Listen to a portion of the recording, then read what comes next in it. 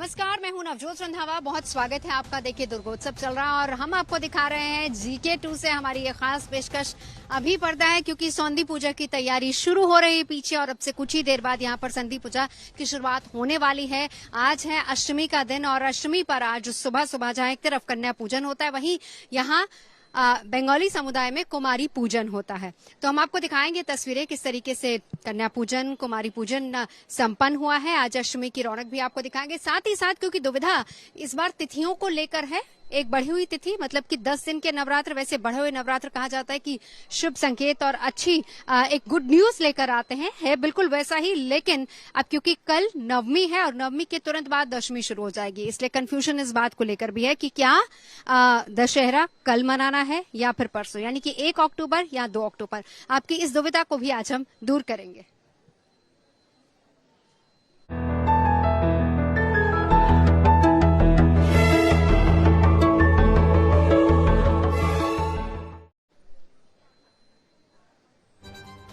तो चलिए हम शुरुआत करें अपनी इस चर्चा की। उससे पहले हम आपको रौनक दिखाएंगे पूरे देश में किस तरीके से अष्टमी की रौनक है। लेकिन GK2 में यहाँ के वाइस प्रेसिडेंट हमारे साथ सम्राट मौजूद हैं। सम्राट, थोड़ा सा इधर आ जाइए।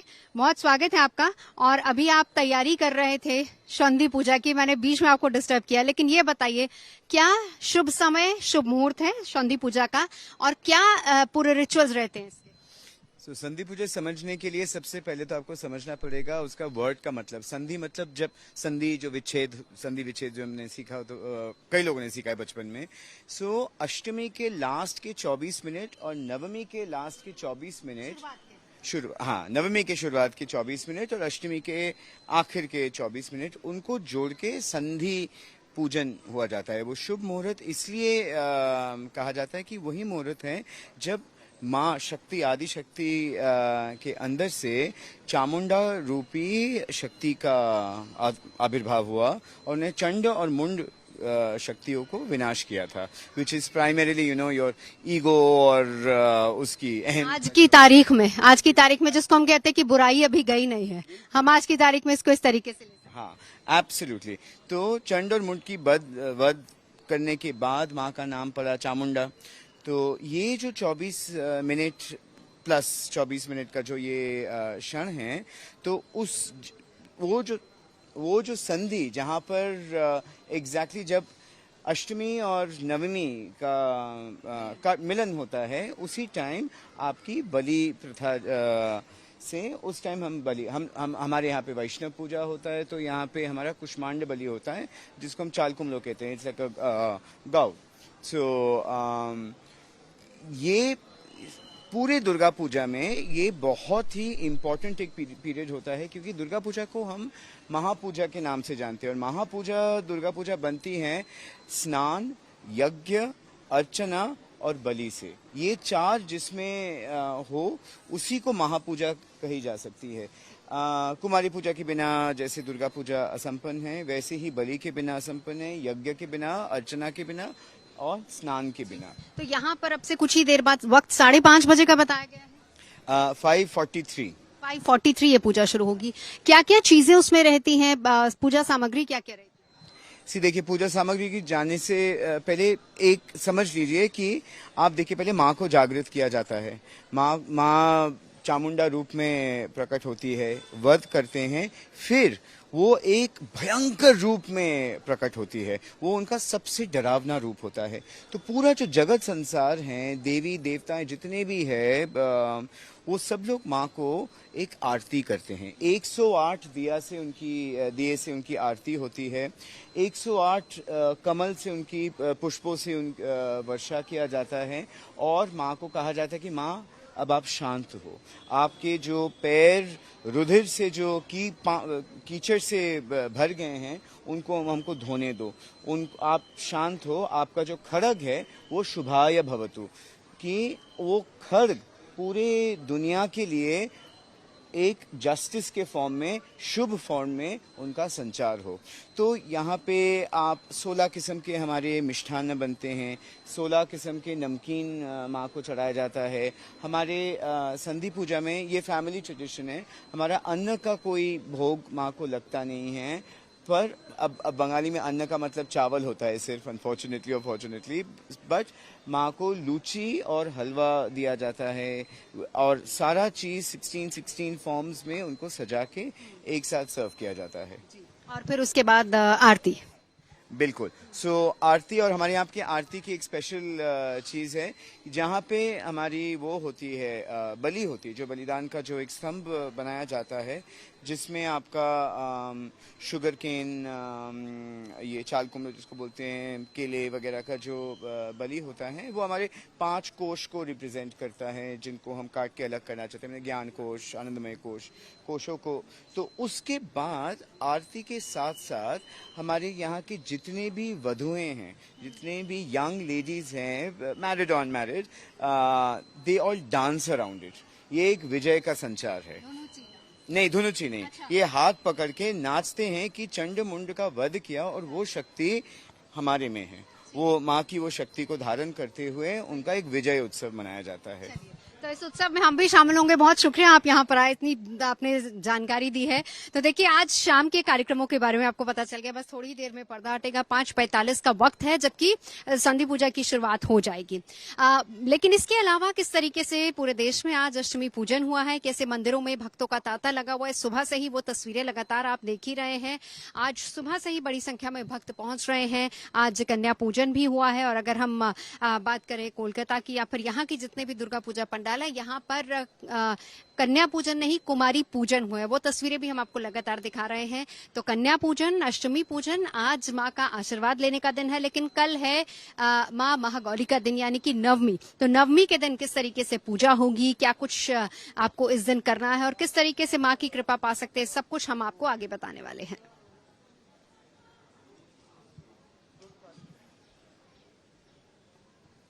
का वक्त हो रहा है और अब हम कैमरा कहीं भी घुमाएं आपको खाली जगह दिखाई नहीं पड़ेगी। अब वॉलंटियर्स का काम बढ़ गया है, जो व्यवस्था में लगे हुए हैं उनका काम बढ़ गया है। और ये भीड़ इसलिए भी अब आनी शुरू हो गई है, पहुंचनी शुरू, क्योंकि अष्टमी का दिन है। कई लोग आज ही कन्या खिलाते हैं, आज ही कन्या पूजन करते हैं। वो काम उनके घर पर पूरा हो चुका है, लेकिन मंदिर आने का जो काम है वो उसे अधूरा नहीं छोड़ना चाहते। मजा आ रहा है यहाँ? बहुत दूर से आ रहा है, बहुत मजा आ रहा है यहाँ पर, बहुत मजा आ रहा है।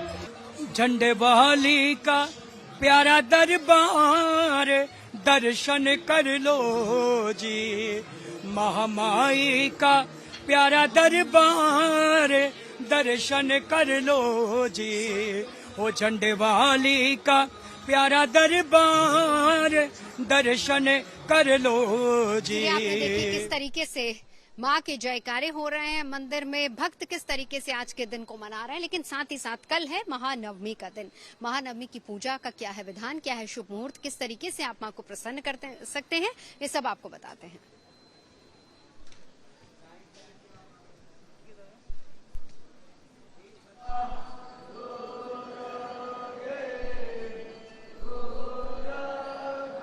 सिद्धिदात्री मतलब सिद्धि की देवी। हमें जीवन में सिद्धि चाहिए, क्योंकि हम बड़े भाग मानुष तन पावा, सुर दुर्लभ सद ग्रंथ निगावा, साधन धाम मोक्ष कर द्वारा, पाई न जेहि परलोक संवारा। अर्थ धर्म काम हम तो प्राप्त कर लेते हैं, लेकिन मोक्ष की कामना सबको होती है। तो भगवती सिद्ध माता की पूजा अगर आप मनोयोग से करते हैं तो जीवन का जो हमारे अंतिम पुरुषार्थ है, जो हम चाहते हैं कि यह जो जन्म का मरण का जो बार बार का झंझट है न लगे, हमें मोक्ष प्राप्ति हो, तो भगवती सिद्धिदात्री की का पूजा से मोक्ष की प्राप्ति भी अवश्य होती है।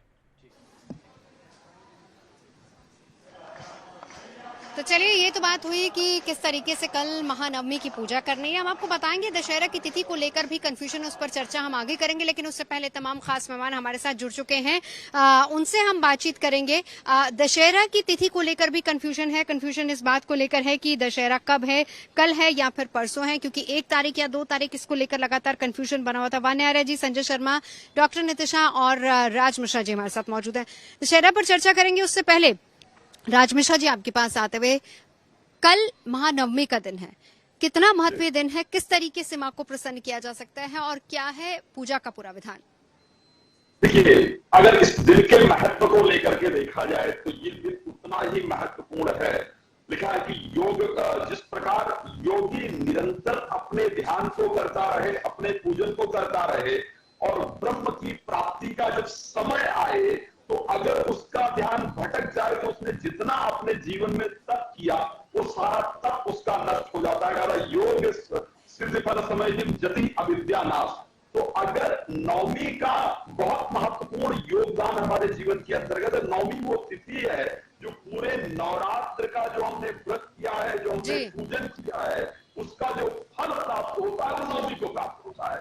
नवम सिद्धिदात्री का नौ दुर्गा को। बिल्कुल राज जी, मैं आपके पास लौटूंगी, कुछ ऑडियो दिक्कत आ रही है, लेकिन उससे पहले बिल्कुल राज जी लौटूंगी आपके पास। उससे पहले जरा एक बार वान्या जी के पास चलते हैं। वान्या जी, महानवमी का महत्व बता दीजिए, और एक और सवाल जिसको लेकर मैं चाहूंगी चीजों को क्लियर कीजिए, क्योंकि बहुत से लोग कन्या पूजन अष्टमी पर भी करते हैं और नवमी पर भी करते हैं, महत्व क्या है?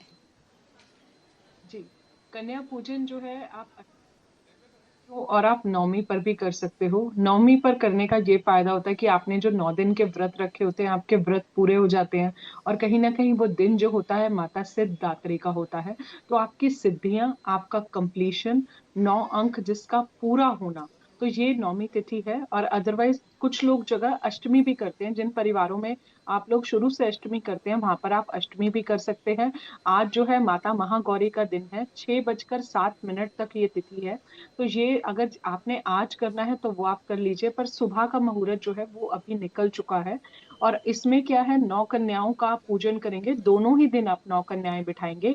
एक लड़का जिसे लांगूर भी कहते हैं और कई जगह हनुमान जी का रूप भी कहते हैं, वो भी आपको जरूर करना है। आज के दिन बहुत महत्वता होती है, क्योंकि देवी जो है प्रसन्न होती है। मतलब कोई भी चीज होती है उसको आप कंप्लीशन तो दोगे ना, तो आज के दिन आपको हवन जरूर करना है। हवन का आज का मुहूर्त है 7:30 बजे से लेकर 7:36 से लेकर 8:30 बजे तक। ये हवन आप आज भी कर सकते हैं, ये हवन आप कल भी कर सकते हैं। आज के दिन माता जो महागौरी है, इनका जो कनेक्शन है ये आपकी कुंडली के राहु प्लैनेट से है। कल माता सिद्धिदात्री का कनेक्शन केतु प्लैनेट से है। आज की देवी का कनेक्शन शुक्र से भी है, सफेद रंग से भी है। माँ को जो है, अगर आप आज पूजन कर रहे हैं तो माँ को पीले फूल, पीला भोग जो है आप जरूर लगाएं। नारियल की खीर जो है आप माँ को आज जरूर लगाएं। कल अगर आप करते हैं माता सिद्धिदात्री को, आपको हलवा, चने, पूड़ी, नारियल का भोग जो है कल आपको जरूर लगाना है। माता सिद्धिदात्री को आपको सफेद फूल जरूर चढ़ाने हैं। आपकी कुंडली में अगर कुछ केतु से रिलेटेड दोष है तो आप माता सिद्धिदात्री का पूजन करें। अगर आपके कुंडली में राहु से रिलेटेड कोई दोष है तो आप माता महागौरी का पूजन करें। माता महागौरी का पूजन वो लोग कन्याएं भी कर सकती हैं जिनकी शादी में कोई बाधा आ रही है, जिनके मैरिटल इश्यूज हैं। कहीं ना कहीं ये हमारे सहस्त्रार चक्र, हमारे क्राउन चक्र को प्रिटेंड करती हैं। क्राउन चक्र डिनोट करती हैं और इसका कनेक्शन ईश्वर से होता है। तो दोनों ही दिन अपने आप में बहुत ज्यादा महत्वता है। जो आपके कल्चर्स और रिचुअल्स आपको अलाउ करते हैं, जो आप शुरू से करते हैं, वैसा आप कर सकते हैं। और ये तिथि जो अगली तिथि है वो 6-7 से लेकर नेक्स्ट डे जो है, यानी कि 1 अक्टूबर 7-10 PM तक रहेगी। बिल्कुल, मैं लौटती हूँ आपके पास एक बार। डॉक्टर नितिशा, आपके पास आते हुए जरा थोड़ा सा और एक्सप्लेन कीजिए, किस तरीके से नवमी पर पूजा करनी है, शुभ मुहूर्त क्या है और कैसे माँ का आशीर्वाद पाया जा सकता है? थैंक यू नवजोत जी। सर्व मंगल मांगले शिवे सर्वार्थ साधिके शरण्ये त्र्यंबके गौरी नारायणे नमस्तुते। तो जयकारा शेरावाली दा बोल साचे दरबार की जय। माता रानी का जो अष्टमी तिथि महागौरी तिथि है वो इतनी ज्यादा विशेष है कि जो भी दाम्पत्य से, परिवार से जुड़े लोग हैं, वो उनकी अगर पूजा करते हैं तो उनके ऊपर माता रानी की कृपा तो होती ही है। लेकिन जो लोग अष्टमी पर कन्या पूजन कर देते हैं उनसे मैं ये कहना चाहूंगी वो महानवमी पर सिद्धिदात्री माँ को विशेष रूप से मनाएं, क्योंकि नव चरण आपको कंप्लीट करने हैं। कहीं ना कहीं जो आपकी साधना की चरम सीमा है वो नवमी पर कंप्लीट होती है। महिषासुर का वध यानी अधर्म पर धर्म की जीत नवमी पर कंप्लीट होती है। तो हमारे जीवन में 9 अंक का विशेष महत्व है जो नई ऊंचाइयों को, नई तरंगों को लेकर के आता है। इसलिए महासिद्धिदात्री को मनाना बहुत विशेष माना जाता है। उनके हाथ में शंख है, चक्र है, पद्म है और अभय मुद्रा। माँ हमें आशीर्वाद देने के लिए बैठी हैं। उन्हें पर्पल रंग बहुत प्रिय है, गुलाबी लाल रंग बहुत प्रिय है, इसलिए उन्हें पर्पल, गुलाबी, लाल, अगर आप कमल के फूल चढ़ा सकते हैं तो बहुत विशेष उनको पसंद आते हैं। साथ ही साथ अगर आज के दिन आप लोग चने, पूड़ी, हलवे का भोग लगाते हैं तो कल के दिन यानी महानवमी पर उन्हें नारियल जरूर चढ़ाएं। लेकिन आपको ये भी बताना चाहूंगी, जो पूड़ी है वो गेहूं होने के कारण सूर्य ग्रह का प्रतीक है। चना शनि ग्रह, राहु केतु ग्रह से जुड़ा हुआ है। हलवे में जो हम केसर डालते हैं वो गुरु ग्रह से जुड़ जाता है। जो हलवे की मिठास है वो मंगल ग्रह से जुड़ जाती है। जो खीर है वो शुक्र और चंद्र ग्रह को रिप्रेजेंट करती है। यानी ये जो जो हम भोग माँ को लगा रहे हैं, जो कन्याओं को भोग लगा रहे हैं, वो भी हमारे नव ग्रहों को शुभ कर देती है। तो नव ग्रह का जो परिवर्तन होता है, अच्छा परिवर्तन, वो हमारे जीवन में होने लग जाता है। जी ठीक है, राज मिश्रा जी हमारे साथ हैं। अगर राज मिश्रा जी मेरी आवाज आप तक आ रही है, बहुत इंपॉर्टेंट सवाल आपसे करना चाहूंगी, वो इसलिए क्योंकि देखिए आज हम अष्टमी मना रहे हैं, कल हम नवमी मनाएंगे। बहुत से ऐसे लोग हैं जो व्यस्त होंगे अपने अपने जीवन में, हो सकता है कि वो अभी तक माँ की आराधना नहीं कर पाए हों, लेकिन क्या कोई ऐसा विधान है जब हम नवमी के दिन एक पूजा करके अपने 9 ग्रहों को अच्छा कर सकते हैं, या फिर माँ की कृपा पा सकते हैं? नवमी की पूजा से नव ग्रहों का किस तरीके से ठीक किया जा सकता है? देखिए, 9 निश्चित रूप से किया जा सकता है, और क्योंकि आदि शक्ति की आराधना से ही जीवन में सभी परिस्थितियों को बेहतर किया जा सकता है। और मुझे तो, मैं हमेशा एक बात कहता हूं कि 9 ग्रहों से अगर ऊपर कुछ 10वां ग्रह है तो वो आदि शक्ति की कृपा है, और आदि शक्ति की कृपा प्राप्त हो जाने से हमारे 9 के 9 ग्रह, अगर मैं कहूं तो प्रतिकूल हो जाते हैं, अनुकूल हो जाते हैं। अब अगर मैं 9 ग्रहों की बात करूं, नवमी के दिन विशेष रूप से 9 ग्रह की जो समिधा है, उस समिधा के माध्यम से यज्ञ करने से, या देवी को 9 प्रकार के जो अलग अलग पुष्प हैं उनको अर्पण कर देने से, जैसे अगर बात किया जाए सूर्य के लिए गुड़हल का पुष्प या लाल रंग का कोई पुष्प उठा करके अर्पण कर दिया जाए, मंगल के दृष्टि से अगर देखा जाए तो हलवा इत्यादि बना करके और देवी को अर्पण कर दिया जाए, साथ में एक और लाल फूल अर्पण कर दिया जाए, चंद्रमा की दृष्टि से पंचामृत बना करके या सफेद पुष्प देवी जी को अर्पण किया जाए, बुद्ध की दृष्टि से हरे रंग का कोई वस्त्र अर्पण कर दिया जाए, या अगर ऐसा कोई पुष्प मिल सकता है तो उसको अर्पण कर दिया जाए, बृहस्पति को प्रसन्न करने के लिए पीले रंग का फूल अर्पण कर दिया जाए, शुक्र को प्रसन्न करने के लिए दही अर्पण किया जाए, चावल आदि शक्ति को अर्पण किया जाए। उसी प्रकार से शनि के लिए तिल मिश्रित कोई मिष्ठान या तिल या काले रंग का फूल अर्पण किया जाए। इसी प्रकार राहु और केतु के लिए धुएं के रंग का पुष्प और नवग्रह की समिधा से हवन कर दिया जाए, तो वास्तविकता में ये उसी प्रकार से होगा कि जीवन में जितना फल हमको प्राप्त करना था, जो हम वर्षों की मेहनत से नहीं कर सकते हैं, वो सिर्फ 9वें दिन नवम सिद्धरात्रि का 9वें दिन सिद्धरात्रि की आराधना करके और हम प्राप्त कर सकते हैं। बिकॉज मैं बड़ा स्पष्ट कहना चाहूंगा, अगर मैं बात करता हूं ग्रहों के अवतार को लेकर के, तो रामो अवतार सूर्य से चंद्रो यदुना एकादशी पाराशर में सभी अवतार का बड़ा स्पष्ट वर्णन किया है, और सभी अवतार के जो संबंध का वर्णन किया है वो देवताओं से वर्णन किया है, और वो देवताओं की अगर शक्ति है तो वो आदि शक्ति है। तो अगर हम आदि शक्ति की आराधना कर लेते हैं, अकॉर्डिंग टू श्री रामचरितमानस उन्होंने कहा कि सेवक तो ही सुलभ फलचारी और वरदायिनी पुरार प्यारी, तो जो सामग्री मैंने बताया है अगर यही श्रद्धा से अर्पण कर दिया जाए तो हम 9 ग्रहों को बेहतर करके अपना भाग्य चमका सकते हैं। जी बिल्कुल, चलिए अब संजय शर्मा जी मैं आपके पास आती हूँ। आप बताइए, क्या बताएंगे, किस तरीके से भक्त माँ की आराधना कर सकते हैं, नवमी के दिन अपने 9 ग्रहों को ठीक कर सकते हैं और माँ की कृपा पा सकते हैं? संजय शर्मा जी। जी, बहुत सुंदर प्रश्न किया है। देखो, कहा जाता है कि माँ के जो 9 रूप है वो संपूर्णता का प्रतीक है। जीवन के अंदर जो 9वां रूप है वो संपूर्णता का प्रतीक है, सिद्धि की दायित्री है, अर्थात जो सिद्धि को देने वाली है वो माँ दुर्गा है।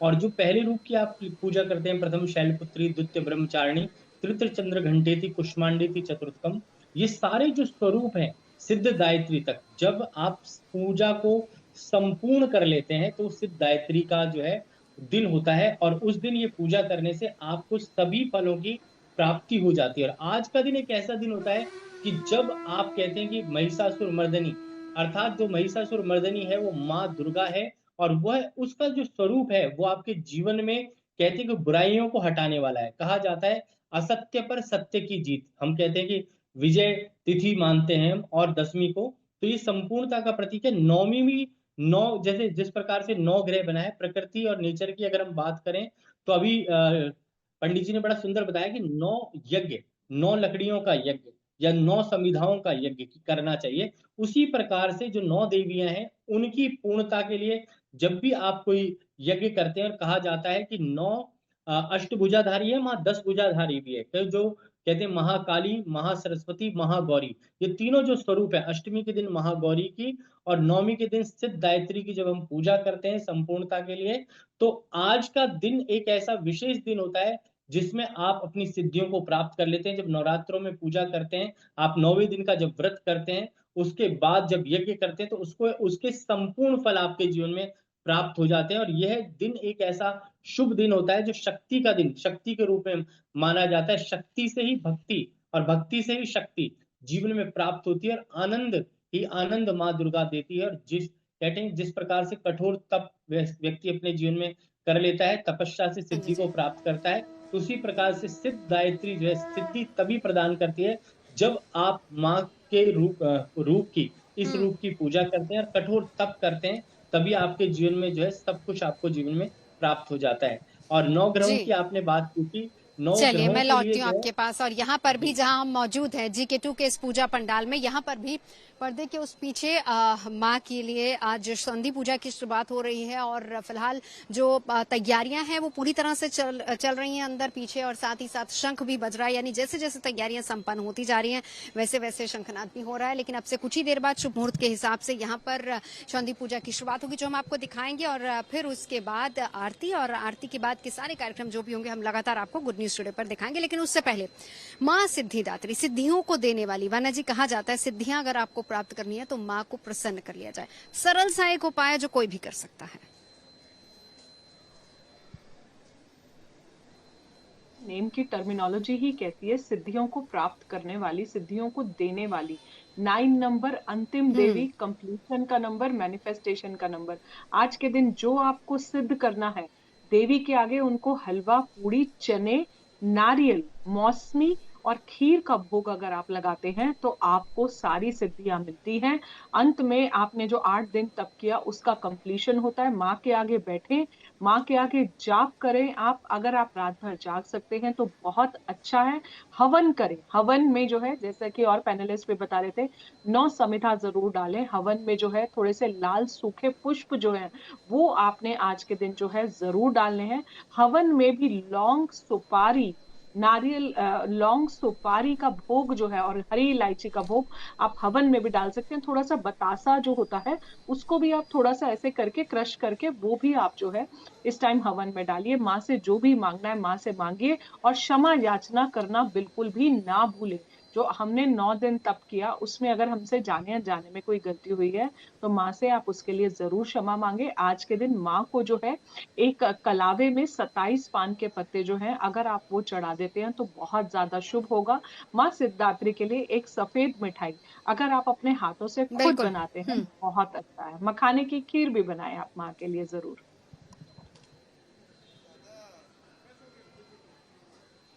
बिल्कुल, चलिए एक छोटा सा उपाय जरा डॉक्टर नितिशा आप भी बता दीजिए माँ सिद्धिदात्री की कृपा पाने के लिए, और जो लोग हम बार बार कहते हैं कि सिद्धियां प्राप्त करने का ये दिन होता है।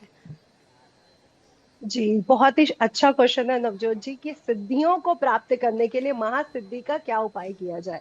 पहली बात तो मैं कहूंगी दुर्गा सप्तशती मानव जीवन, मानव कल्याण के लिए हर तरह की सिद्धियों को देने वाला है। इसलिए दुर्गा सप्तशती का सिद्ध कुंजिका पाठ जरूर करें। दुर्गा जी का निर्वाण मंत्र ओम ऐं ह्रीं क्लीं चामुंडाय विचे, जिसमें महासरस्वती, महालक्ष्मी और महाकाली बीज रूप में विराजमान है, इसका जाप जरूर करें। और अगर आपको स्वास्थ्य संबंधी दिक्कतें आ रही हैं तो देखिए महासिद्धिदात्री पर हर मंदिर में हवन हो रहा होगा। एक नारियल लीजिए, एंटी क्लॉकवाइज उसको अपने सिर से 21 बार उतारिए, और किसी मंदिर में जाकर जब हवन हो चुका हो उसकी अग्नि में उसको स्वाहा कर दीजिए। आप देखेंगे कि आपके जीवन में जितनी भी हेल्थ इश्यूज चल रहे थे वो दूर हो जाएंगे। और धन की स्थिति को स्ट्रॉन्ग करने के लिए झाड़ू लेकर के उस पर रेड कलर का रिबन बांध करके कल के दिन महालक्ष्मी मंदिर में जाकर के चढ़ा के आइए, आपकी धन की स्थितियां मजबूत होंगी।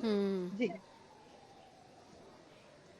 ठीक है, आप सब लोग हवन का यहाँ पर जिक्र कर रहे हैं, और अक्सर हमने देखा भी है नवमी पर नॉर्मली लोग कन्या पूजन के बाद हवन या फिर हवन के बाद कन्या पूजन करते हैं। राजी, कितना महत्व इसका बताया गया है?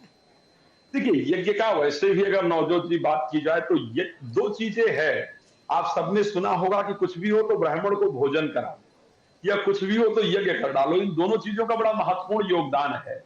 जो रुचि प्रजापति के यहाँ भगवान का जो 7वां अवतार हुआ ना, 7वां अवतार भगवान का यज्ञ का ही हुआ। इसी कारण से अगर आप लोग उठा करके देखेंगे हमारे आर्य समाज धर्म के अंतर्गत, वहां परमात्मा को यज्ञ स्वरूप मान करके यज्ञ में सब कुछ अर्पण किया जाता है। तो जब भी आप यज्ञ करते हैं तो यज्ञ के थ्रू आप परमात्मा को कुछ भी अर्पण कर रहे होते हैं। तो इसलिए यज्ञ स्वयं भगवान है। जब हम डायरेक्टली कुछ मूर्ति को ऑफर नहीं कर सकते हैं, यज्ञ के थ्रू कुछ ऑफर करते हैं तो भगवान उसको स्वीकार करते हैं। नवजोत जी, यज्ञ का बहुत सुंदर साइंटिफिक भी इंपैक्ट है, इसको सुनिएगा। शाब्दिक तो है ही, धार्मिक तो है ही, लेकिन जब भी आम की लकड़ी के ऊपर हम गाय का घी प्रयोग करते हैं तो एथलीन ऑक्साइड और प्रोपाइल नाम की गैस उत्पन्न होती है। भारत के अंतरिक्ष वैज्ञानिक रहे डॉक्टर ओपी पांडे, बेंगलुरु के एक लेबोरेटरी में बाकायदा इसको टेस्ट किया गया और जहां यज्ञ किया जाए उसके 100 यार्ड की एरिया तक 1 महीने तक कोई बैक्टीरिया वायरस अगर प्रवेश करे तो स्वतः नष्ट हो जाता है। तो यज्ञ का धार्मिक महत्व है। 9 देवियों का स्मरण करके और यज्ञ करना चाहिए। यज्ञ का मतलब है सीधे परमात्मा को हम समर्पित कर रहे हैं। धार्मिक और प्राकृतिक दोनों प्रकार काम को लाभ प्राप्त होता है। जी, हम आपको दिखा रहे हैं हमारी ये विशेष पेशकश सीधा GK2 दुर्गोत्सव जहां पर चल रहा है वहीं से पर्दा है, लेकिन पीछे तैयारी सौंधी पूजा की होने वाली है। अष्टमी के आखिर के 24 मिनट और नवमी की शुरुआत के 24 मिनट, और इसी को कहते हैं संधि पूजा जो होने वाली है, जिसकी तैयारियां भी फिलहाल अंदर चल रही हैं। और अब से कुछ ही देर बाद संधि पूजा की शुरुआत होगी और उसके बाद होगी महाआरती, जो हम आपको दिखाएंगे सीधी तस्वीरें, और साथ ही साथ यहाँ पर दुर्गा उत्सव के तमाम रंग भी हम आपको दिखाते जाएंगे। लेकिन सवाल अब यहाँ पर यह, आप इन तस्वीरों में देख भी सकते हैं कि किस तरीके से बड़ी संख्या में भक्त यहाँ पर मौजूद हैं। इंतजार हो रहा है कि कब सौंधी पूजा की शुरुआत होगी, क्योंकि उसी आस्था भाव के साथ तमाम भक्त यहाँ पर बैठे हुए हैं इस पूरे पूजा पंडाल में। हालांकि आज थोड़ा सा नाराजगी इंद्रदेव की भी झेलनी पड़ रही है, क्योंकि बारिश की वजह से कई जगहों पर स्थितियां काफी खराब हुई हैं, लेकिन बावजूद इसके आस्था में किसी तरह की कोई कमी नहीं आया है। आप इन तस्वीरों को देखकर अंदाजा लगा सकते हैं, बड़ी संख्या में भक्त, ये अभी की तस्वीर नहीं है बल्कि हम साथ ये लाइव तस्वीर आपको जरूर दिखा रहे हैं, लेकिन सुबह से अगर हम देखें तो बारिश भी आस्था में बिल्कुल खलल नहीं डाल सकी है। भक्तों की संख्या लगातार बढ़ती जा रही है।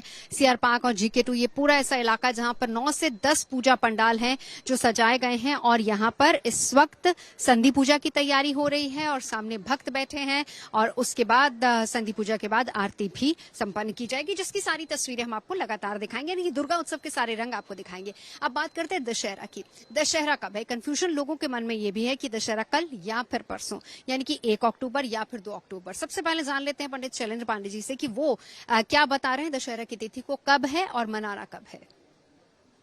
इस बार की जो नवरात्रि है वो 10 दिन की है, क्योंकि तृतीया तिथि की वृद्धि हो जाने से तृतीया तिथि 2 दिन मनाई गई। देवी के तीसरे स्वरूप की उपासना 2 दिन की गई। उस हिसाब से अगर देखा जाए तो नवमी तिथि 1 अक्टूबर को पड़ रही है और दशहरा देखा जाता है दोपहर के समय के हिसाब से। तो अगर दोपहर के समय के हिसाब से देखें तो दशमी 2 अक्टूबर को पड़ रही है। तो दशहरा 2 अक्टूबर को मनाना सबसे सही होगा। 2 अक्टूबर को ही मध्य दोपहर में दशहरे का पर्व मनाया जाएगा। लगातार हमारे साथ बने हुए हैं किस तरीके से माँ दुर्गा की आराधना करनी और किस तरीके से नवमी पूजन पर हम सिद्धिदात्री का आशीर्वाद पा सकते हैं, सब हमने ब्रेक पर जाने से पहले जाना। लेकिन अब बात दशहरा की कर लेते हैं। संजय शर्मा जी, आपके पास मैं आऊंगी। सबसे पहले तो तिथि का जो कंफ्यूजन है उसको क्लियर कीजिए। पहली बात तो कंफ्यूजन है क्यों और है कंफ्यूजन क्या, वो बताइए जरा दशहरा की तिथि। संजय शर्मा जी, बिल्कुल कहा जाता है कि उदय तिथि में ही जो भी त्योहार मनाया जाता है, हमारे यहाँ सूर्य उदय से मानते हैं, और उस दिन जो है 1 तारीख को 8:05 के बाद से जो है दशमी का प्रारंभ हो जाएगा, और वो जो तिथि है उत्तराषाढ़ नक्षत्र में अगले दिन तक रहेगी। तो जो दशमी जो मानी जाएगी वो हमारी 2 तारीख को ही मानी जाएगी, और 2 तारीख का दिन ही जो है दशमी मनाई जाएगी। कहा जाता है कि यह दिन एक ऐसा है असत्यता पर जो है सत्यता की विजय का दिन है, महान दिन है, और कहा जाता है कि राम नाम से के लेने से सारे दुख और अज्ञान जो है दूर हो जाते हैं। ये एक ऐसा दिन है जो जीवन में खुशी भर देने वाला है। आप हर साल देखो रावण को जलाते हैं, मेघनाथ को जलाते हैं, कुंभकर्ण को जलाते हैं, तो जिस समय हमारे जीवन को बड़ा उत्तम और सुख देने वाला है, इस दिन उन्नति का दिन है, ज्ञान को भरने वाला है और हमारे जीवन में शुद्धता देने वाला है, तो ये दिन हमारे जीवन के लिए बड़ा महत्वपूर्ण, हमारे जीवन में शुभता को देने वाला है। लक्ष्मी और सरस्वती और महागौरी की पूजा के पश्चात रावण का दहन जो है विजय प्राप्ति का दिवस है, और इस दिन जो है जो भी कार्य करते हैं उसमें आपको विजय प्राप्त होती है। आप घर का मुहूर्त करें, कोई भी शुभ कार्य आज के दिन किया जाता है, और ये ऐसा दिन है उसमें आपको हमेशा फायदा होगा। अगर कोई बिजनेस का भी आप प्रारंभ करते हैं तो वो दिन बड़ा अच्छा दिन माना गया है। ये दिन बड़ा ही हमारे जीवन के लिए महत्वपूर्ण है, और ये कंफ्यूजन बिल्कुल नहीं रखना चाहिए कि 2 अक्टूबर के दिन ही जो है आप समझें कि दशमी मनाई जाएगी, और ये दिन हमारे जीवन में उत्तमता, शुद्धता, पवित्रता देने वाला है, और यह जीवन में एक संदेश देता है कि हमेशा जो है असत्य हारता है और सत्य की जीत सदा रहती है। जी बिल्कुल बिल्कुल। एक बार राज मिश्रा जी आपके पास आऊंगी। नवमी तिथि कल कितने बजे तक है और कल से दशमी तिथि कब शुरू हो रही है? जी, अगर नवमी को देखा जाए 1 तारीख को शाम को 7:02 तक रात्रि को नवमी रहेगी, ठीक है, सूर्यास्त तक या नहीं रहेगी, सूर्यास्त में वो तिथि प्रॉपर तरीके से रहेगी, और उसके बाद 2 तारीख को शाम को 7:11 तक दशमी तिथि व्याप्त रहेगी, यानी उदया तिथि में भी नवमी है और फिर सूर्यास्त के समय पर, समझना चाहूंगा, उदया तिथि में भी दशमी है और सूर्यास्त के समय पर भी अगर देखा जाए तो दशमी तिथि व्याप्त। एक नवजोत जी, एक नियम है, शास्त्रोक्त नियम है मेरे पास, क्योंकि धर्म सिंधु मेरे पास है जहां पर तिथियों के निर्णय का विशेष ध्यान रखा जाता है, निर्णय सिंधु मेरे पास रखा है और आपके विषय पर मैं इसको देख रहा था। शास्त्र कहता है कि यदि श्रवण नक्षत्र पहले दिन मिल जाए, श्रवण नक्षत्र की प्राप्ति पहले दिन हो जाए, नौवीं विदा दशमी हो और श्रवण नक्षत्र भी उसके साथ हो, तो जिस दिन नौमी हो अगर उसी दिन दशमी लग रही है तो उसी दिन विजयादशमी मना लेना चाहिए। लेकिन अगर ऐसा संभव ना हो कि श्रवण नक्षत्र उस दिन ना हो, तो अगले दिन जब दशमी लगती है तो उस दिन दशमी को स्वीकार करना चाहिए। इस बार जैसा कि हम सब लोग देख पा रहे हैं, शाम को 7 बजे के बाद, 7:11 के बाद, क्योंकि दशमी तिथि का प्रारंभ हो रहा है, तो 1 तारीख को मनाने का कहीं से कोई लॉजिक नहीं है। इवन श्रवण नक्षत्र भी 1 तारीख को नहीं है, तो मनाने का कोई लॉजिक नहीं है। नेक्स्ट डे यानी 2 तारीख को अगर हम देखें तो 9:13 पर श्रवण नक्षत्र प्रारंभ हो जाएगा, दशमी तिथि भी होगी, तो 2 तारीख ही शास्त्र सम्मत मनाई जानी चाहिए दशमी। ठीक, बिल्कुल। चलिए बाना जी आपके पास आते हुए, तिथियों का कंफ्यूजन तो क्लियर कर दिया है संजय जी ने। जी राज जी कुछ कहना चाह रहे थे आप? मैं एक बार कहना चाहूंगा, इस बार का विजयादशमी है बहुत सुंदर, क्योंकि इस बार विजयादशमी पर रवि योग का निर्माण हो रहा है, सुकर्मा योग का निर्माण हो रहा है, धृति योग का निर्माण हो रहा है, बुद्धादित्य योग का निर्माण हो रहा है। तो इतने सारे योग जो है वो वास्तविकता में हमारी कामनाओं को पूर्ण करने वाले हैं। तो जो रावण रूपी 10 इंद्रियां हमारे पास, ज्ञान इंद्री कई बार अपना स्वरूप धारण करके हमको डिस्ट्रैक्ट करती हैं, उनको कंट्रोल करने का और कामनाओं को पूर्ति कराने वाला यह विजयादशमी होगा। जी बिल्कुल। चलिए अब हम उसी पर आते हैं, जिस बिल्कुल जहां पर आपने बात छोड़ी हम उसी पर आते हैं। बाने जी अब आपके पास आते हुए, शुभ योगों की अगर बात की जाए, देखिए तिथि का कंफ्यूजन तो क्लियर हो गया कि कल नवमी तिथि है, और क्योंकि उदया तिथि में ही पर्व को मनाया जाता है, तो फिर इसका मतलब क्लियर है कि दशहरा जो है वो परसों यानी कि 2 अक्टूबर को मनाया जाएगा।